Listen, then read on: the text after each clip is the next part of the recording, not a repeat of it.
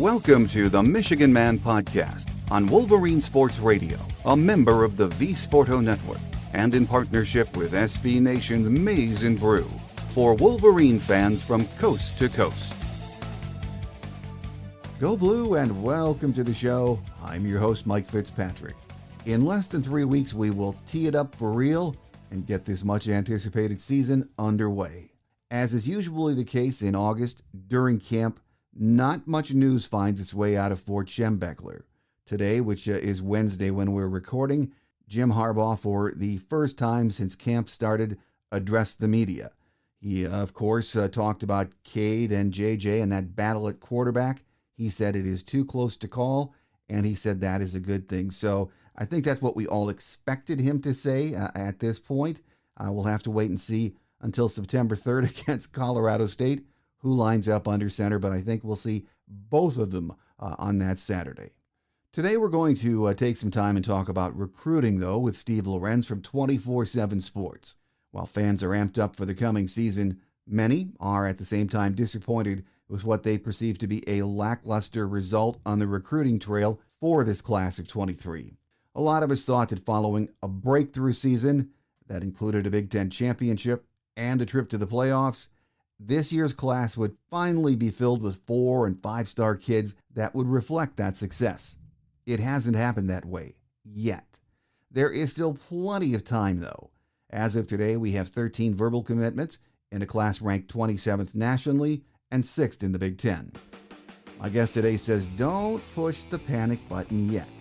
If this Michigan team is as good as we think it's going to be, we will have time to assemble a very good, if not elite, class come signing day in December.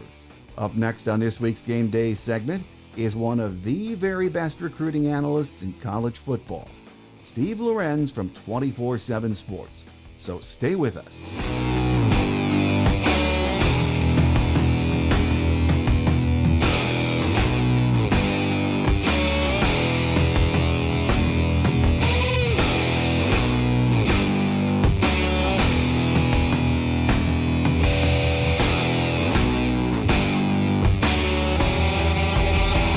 Here with us on our Game Day segment this week is Steve Lorenz from 24/7 Sports. And yes, even though Michigan is preparing for the season and a lot of the concentration is on the upcoming season, recruiting never rests. And we're here to talk to Steve about what's going on in the recruiting world. So welcome back, Steve. Hey, Mike. Good to be back on. Yeah, I'm kind of in recruiting was kind of annoying this offseason. So looking forward to the 2022 season for the actual team. You know, it's what are we, less than 3 weeks away? So should be another good season. 3 weeks away, and all we're doing is prognosticating at this point. We're at the point where let's say, hey, let's just tee it up and play. But until then, there's some other things to talk about. And as we said, there's always recruiting news. I think it was on Saturday, Steve, Michigan received a verbal from tight end Zach Marshall.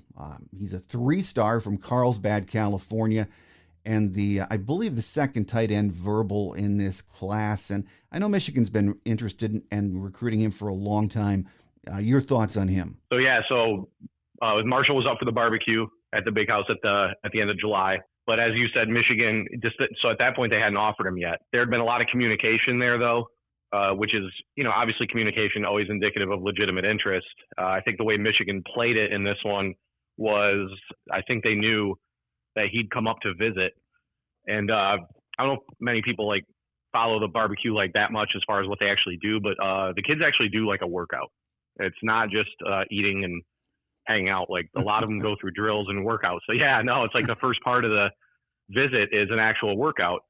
So Michigan kind of had this one circled. I believe they were going to offer either way, but I think the way they played it, which is how I would have, is we know he's coming up. Let's at least, we'll get a great chance to see him in person, and then we can go from there with it. And he was apparently he blew them away in the workout, more so than they expected. So the offer was easy. It was a formality at that point, and then I think it was pretty clear at that point that Michigan would race out to the lead. Again, I do feel like, you and I have done this a while. Mm-hmm. I feel like we say it quite a bit, or I say it quite a bit, but I do think this is a guy who will end the cycle ranked higher than an 87 3-star. Smaller school. I think he transferred this year, though. He'll be playing at a bigger school. he'll have a lot more eyes on him. He'll be playing against some better competition. I think people will see what kind of talent he is. I believe he won like the skills MVP at the tight end position for one of the Elite 11 or Under Armour camps over the summer. Again, Michigan they'd had their eye on him before that, but just kind of one of those little things that kind of keeps that interest peaked. But yeah, I mean, this was a pretty nice. These are the kind of wins I think sometimes that in a way can separate Michigan, because this is a kid I think if he'd gotten more looks, had more eyes on him, I think some bigger schools would have been more heavily involved, especially coming into this senior year. So, this is another nice win. Second one for Grant Newsome at tight end. Yeah, Deacon Tonielli is the other one out of Oswego, Illinois, 4-star. So Tonielli is a 4-star. I would argue I think Marshall has a higher ceiling. I think he's more explosive, more athletic. So we'll be very interested to see how his senior year goes. But again, I think a guy, and like I said, I hate to sound like a broken record or that we're always defending the 3-star takes, but Marshall is definitely one of them that I feel like is a guy that I don't know if he'll be a 4-star. I mean, that just depends on our guys, what they think, but I don't think he'll be an 87 for the rest of the cycle. I saw something online too, Steve, about him putting on his recruiting hat after he committed to Michigan, and his quarterback, I don't know if it's on where he's going or right there in Carlsbad, that is 5-star. I can't even think of the kid's name, but he's Julian Sayin. So I think, yes, isn't Georgia supposed to be his crystal ball, or at least in the lead for him? But Michigan is recruiting him. So Michigan's been recruiting Sayin. I think Georgia might be the leader there, which actually though is not a bad thing for Michigan, because the other quarterback Georgia's heavily recruiting is Jaden Davis, the 5-star out of Providence Day School in Charlotte. And I think Davis is far and away Michigan's top target at the quarterback spot. And I would also argue Michigan is either 1 or 2 with Georgia in that race.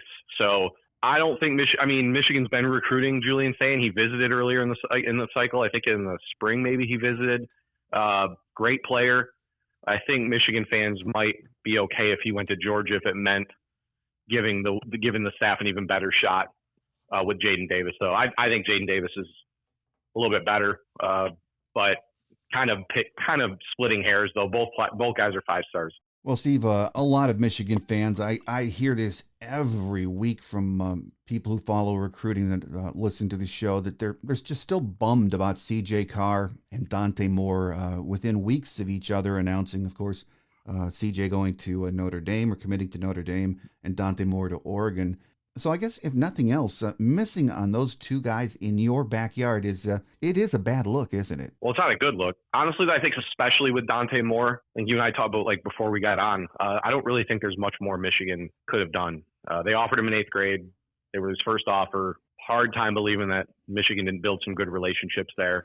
Michigan has they have a better relationship now with the Detroit Kings staff than they've ever had since I've been doing this. So it's not a deal, like it's nothing like that. I just think it's, with Dante Moore especially, we see what Oregon's doing on the recruiting trail. Another top target for Michigan, Kenyon Sadiq out of Idaho, released a top 3 last week of Washington, Iowa State, and Michigan. Was set to make his announcement yesterday and actually committed to Oregon, even though they weren't in his top 3. If that kind of, you can put 2 and 2 together there, how Oregon is recruiting right now. So, I think the Moore one is a much bigger bad look, honestly, even though Carr obviously related to Lloyd Carr. I get the impression in that recruitment that I kind of think he was bent on doing his own thing, which more power to him if that's the route he wants to go. It is some bad luck for Michigan, but I think a lot of that goes away if they do get a kid like Jaden Davis. Jaden Davis ranked higher than CJ Carr in the 24 class. And right now, I'm not 100% that Michigan's going to take a quarterback in the 23 class. They took 2 in 2022. Neither of those guys get talked about very much. I think you're starting to maybe hear some buzz about Alex Orji being a potential guy for them. I'm very, very interested to see how he specifically develops. Somebody, maybe it was on our board, compared him to Michael Robinson at Penn State. I thought that was a fascinating comparison. I kind of forgot about Michael Robinson. He was a pretty good quarterback for Penn State back in the day. So, so they have 2 in 2022. They also have Davis Warren, the walk-on, who looked excellent in the spring. Did not look like a walk-on in the spring game at all. Looked like a guy who could start for a couple schools, maybe in like some of the lower tier schools in the Big Ten almost, just based on that spring game. But again, still heard good things about him, so I think they're in a position now where they would go all in on Davis. And like I said, that would alleviate a lot of the issue. Perception wise, yeah, it's not a good look to miss on, like I said, Moore especially. Again, you get a 5-star in the 24 class, and I think it wipes away some of it, because I know, like, in doing our podcast on the site with Sam and Bryce, we've believed that Dante Moore is better than Arch Manning, and we've been saying it for months, and the rankings are finally kind of starting to creep that way. I don't think most sites will have the guts to move Arch Manning off the number 1 spot just because he's a Manning, but I would take Dante Moore. So, not downplaying Michigan not getting him, because Moore could be the number 1 player in the country, and to have done things the right way with him for so long. I mean, we're talking like almost 5 years now of recruiting this kid, which is crazy. Mm-hmm. The family's big Michigan fans. That was known like immediately, like when they offered him, and so Michigan had a lot of things in their favor. So I'm not going to downplay the fact that they didn't get it done. You get a 5-star the next cycle. I think it does. I think it helps alleviate some of that pain. Well, as you and I talked about before we started recording, in this day and age with everything that's going on in recruiting, a verbal in August does not mean anything until December. So does that mean we stay on Dante Moore and just keep that door open, hoping maybe a great Michigan season will change his mind? I don't see why not, right? I mean, so that what was fascinating about this cycle at that quarterback is, this whole time, for a while it was like there was Notre Dame for Dante Moore. Then there was like some talk about LSU. He was liking LSU this whole time. So Michigan has never really seriously offered or recruited another quarterback in the cycle at all. And so I guess, like, if I'm Michigan, why not? Unless on his end he's adamant about not wanting to pick up the phone or not listening, then you just move on. Haven't checked in to see if that's the case yet. I don't know if maybe Michigan will be in a position to bide their time a little bit, and sort of slow play it. I don't see any scenario or any reasoning based on how their board stacks up that they wouldn't. There's been talk that Davis in 24 could reclassify. I don't know if that's legitimate or not. He's never said it, but that would probably eliminate any reigniting of the Dante Moore thing. But again, Michigan's literally offered. I think they did offer a couple other kids, but they never really seriously recruited them, like, at all. So I'd pick up the phone and call them again. I mean, there are attachments to Michigan. I mean, it can't be denied. No harm in not trying. I wouldn't put much stock or hope into it, but I don't know if Oregon's going to be any good this year or not. That again, we like we said before, I think Michigan's banking on having a really good year and impressing prospects with their on the field play. Mm-hmm.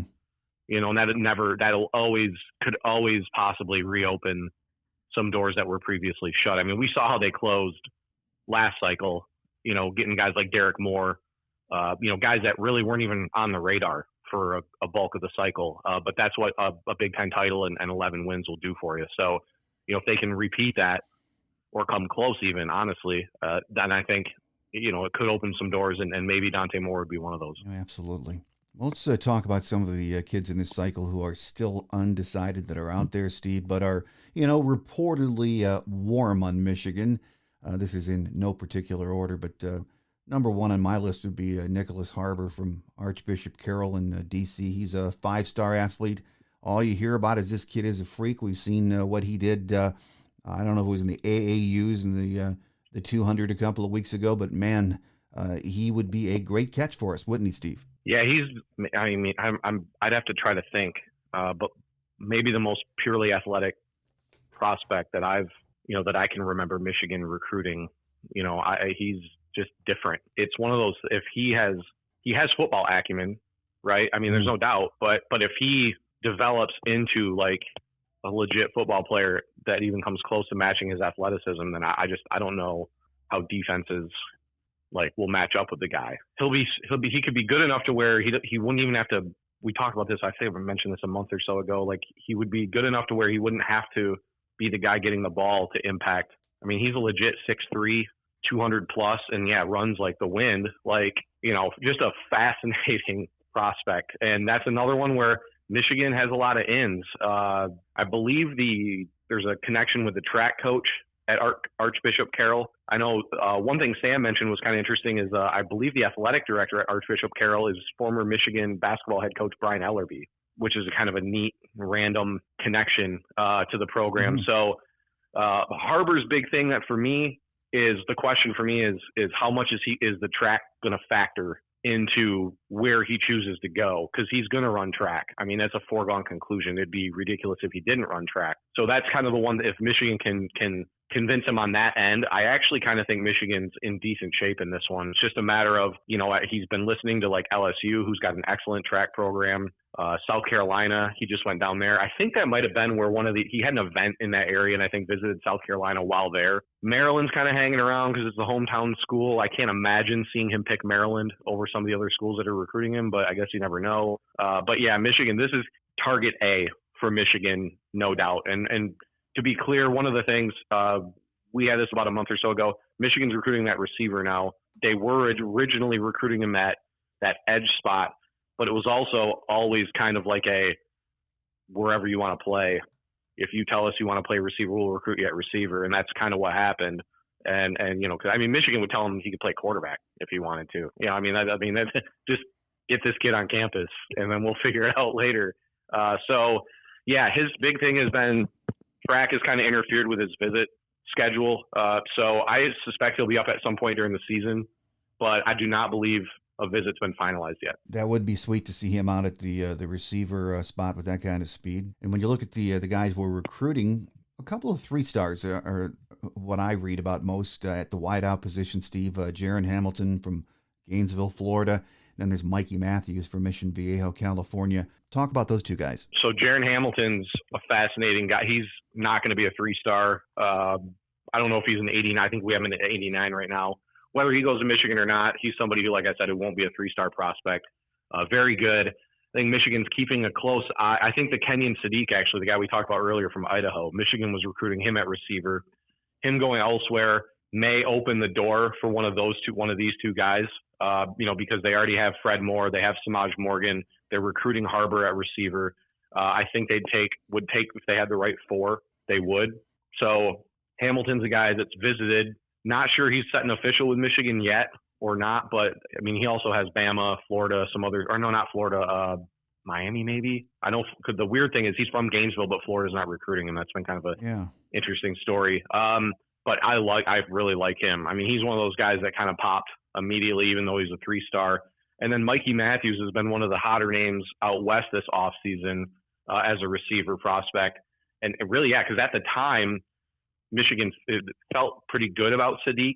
So it was kind of interesting that they offered Matthews because, like I said, they would call it a day with the 2 guys they have at Harbor. And then if they had gotten Sadiq, they'd have been done. But they still offered Matthews after hosting him, and they're legitimately targeting him. So he's definitely a name to watch. I think it could be in its situation, honestly. I know with Hamilton, he's transferring schools. He's still in Gainesville. I know Michigan's really going to be watching the first few games of his senior film very closely. Could be the same with Matthews. It really could be a deal where maybe they make a run at the guy who maybe looks a little more impressive to begin his senior year. But yeah, Matthews been rising throughout the spring and summer.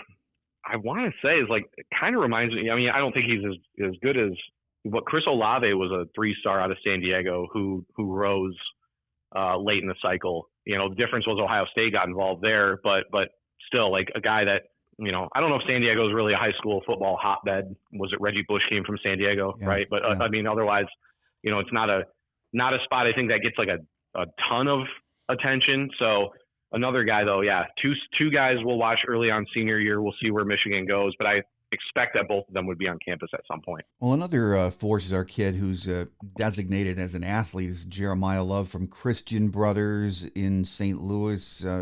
I still read that he's really interested in Michigan. And how does Michigan envision using him? People on our board want him to play running back. I think Michigan's recruiting that at corner, though. There were a few guys that fit that athlete mold that they've been recruiting at corner. One of them, Jacoby Johnson, just committed to Oklahoma. But Love is another guy that is listed as an athlete because, he's being recruited all over the place. But Michigan, I think, prefers him at the cornerback spot.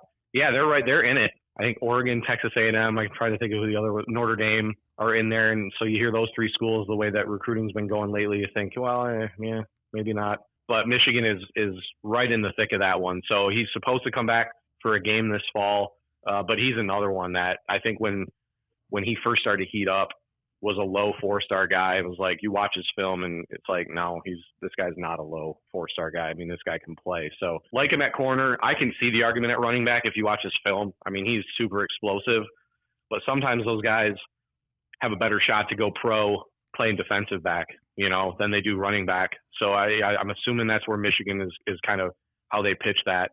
Like corners are making more money in the NFL. It's harder to find a good corner, at the college level. So, interesting to see where that one goes. But yeah, A&M, Oregon, Notre Dame, Michigan, kind of the ones involved there. Well, speaking of the corners, there's another two we've been after. I'm not sure if this is how you pronounce his name, but Javian Toviano, 4-star from Arlington. He's 6 foot, 190 pounds. Another corner we're in on is a 4-star J.R. Hill.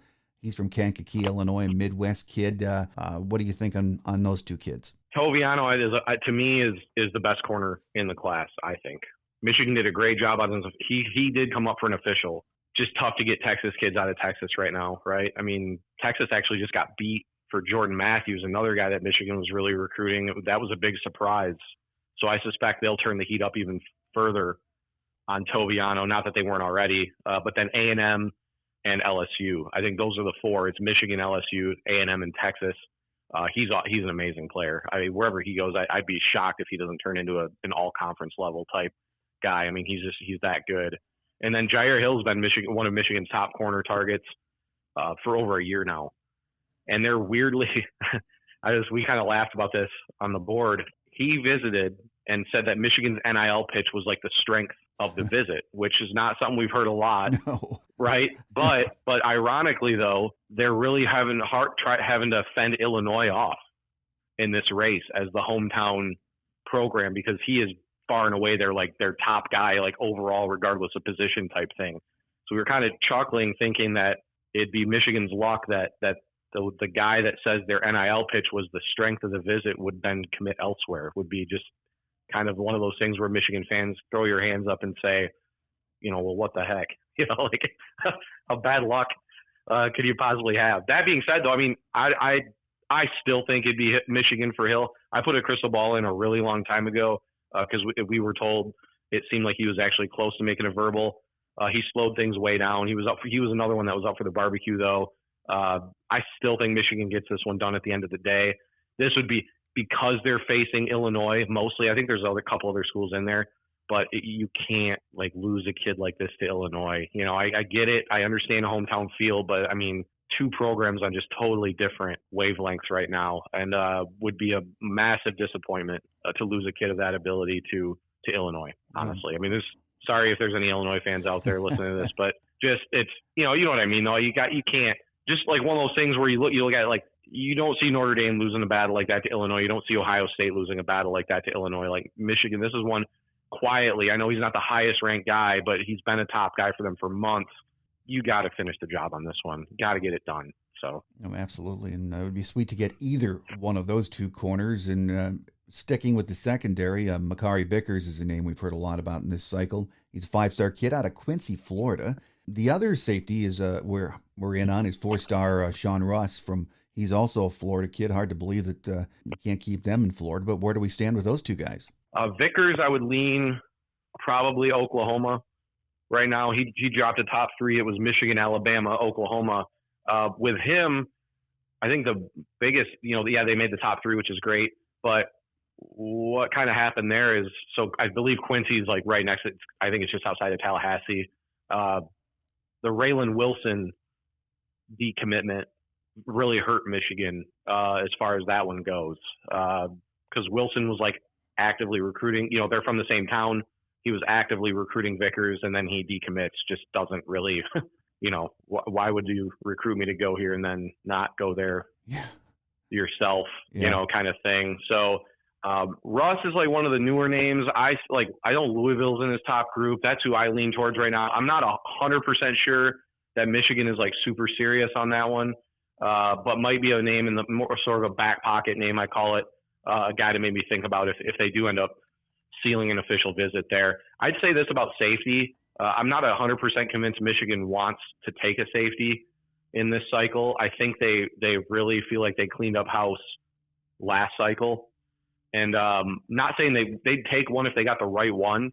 I think they're not going to reach at all at that position. That's one spot. Like I said, I think they feel they really like the guys they signed. You got Damani Dent, you got Zeke Berry, Sab. I mean, all those guys, like all three of those guys were top targets for them. And so that are all on campus now, obviously. So I think they feel comfortable there, just not a spot they're going to reach at. Well, there are still so many kids out there that could swing this recruiting class and really bump it up from the number 27 that it's ranked at right now. But and we could go on and on with a lot of these names that we've been talking about in this cycle. But are there any right now in August, Steve, that you're hearing that we have missed? We could get commitments from maybe even before the season starts? I don't know about that. I think things really slow down the last couple of weeks before the season because most staffs are focused on their teams, and so are the kids, right? I mean, they have football. They're obviously playing football this fall too. I think it'd be more of I'm looking at Penn State, Michigan State, the big home games, probably like in late like October. I think will be a month. September, they're probably going to host some guys. I don't know. We don't know exactly who yet. I mean, we might have a couple guys listed as official visitors in September, but I would expect things to maybe be a little bit different than they normally are and kind of gradually heat up throughout the season. Whereas, I think as Michigan, covering Michigan, like I think we've talked about before, we're used to seeing them like almost like fill up at this point. And then they play the season out. Depending how the season goes, they're either trying to close strong or they're trying to like scramble to hold on to the guys they already have. So nothing imminent right now. I think one position I'm really interested in is how they finish on the offensive line. I think getting Evan Link a few weeks ago was a massive commitment for them. I think they really, really needed that commitment, like big time. So he was a top target, and they've recently put out another wave of offers to both some interior and tackles. So, guys like Nathan Ifobi, Nick Fattig's a Texas Tech commit that I actually think they have a really good shot at, and is a guy who I also think is very underrated. He'll be on campus sometime this fall. And I think if they impress there, that'd be a name to remember out of a small town in Texas. I can't remember the name of it, but offensive line will be really interesting to me. And then otherwise, we're watching the interior of the defensive line is kind of interesting too. They had McKeel Gardner locked up, and then what do you know, Oregon kind of comes out of nowhere and gets that one. It's kind of a theme, sensing a theme here. If anyone's been listening to the entirety of the episode, Oregon comes in there. I think they're trending down for Caden McDonald out of Georgia. I think he'll stay in the South. And then Xavier McLeod was another one who he had a really good visit to Michigan and came out of it like just Michigan this, Michigan that. But what we were always kind of hesitant to really put a ton of stock into it. I suspect it'll be South Carolina or Georgia for him. So, that'd be another position where maybe we'll see some new names pop up. We always talk about like where they're going to finish. I have no idea right now. It's going to be very interesting. A great season should really help, right? I mean, it should be different than years past where they're losing the last two in November and losing the bowl game and just have no momentum recruiting wise heading into the second signing day, if not the first. Feel like it'd be a little bit different this year. So that's always something that I think they're kind of banking on that a little bit. So we'll just have to see. But I guarantee there are going to be new names that are going to pop up that we haven't talked about or I might not even be aware of at this point. As always, great to have our guest today on the show talking recruiting, Steve Lorenz from 24/7 Sports. And there are a lot of names we missed, and we could go on and do hours on this. And once the season gets underway, Steve, we always make time for recruiting because it's such a fan favorite and a focus of not only Michigan fans, but all college football fans. So we look forward to getting you back soon. And again, we thank you for your time. Always great to have you on the show, and we look forward to that next visit. Appreciate you, Mike. Thanks.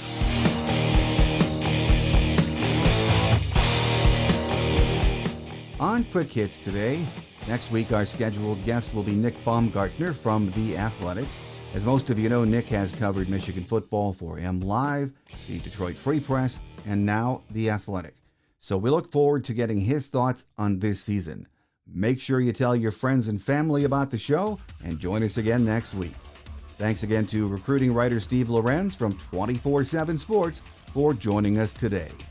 That will do it for now. I'm your host, Mike Fitzpatrick. Have a great Wolverine week, everyone. Until we meet again, take care, and as always, go blue. Thanks for joining us today on The Michigan Man, here on Wolverine Sports Radio, a member of the V-Sporto Network, and in partnership with SB Nation's Maize and Brew. Our listener lines are open 24/7 for your calls at 313-263-4842. That's 313-263-4842. Or email us at themichiganmanpodcast@yahoo.com. That's themichiganmanpodcast@yahoo.com. The Michigan Man Podcast is produced at the studios of Robin Lynn Productions, Allen Park, Michigan, and is not affiliated with the University of Michigan. Go Blue.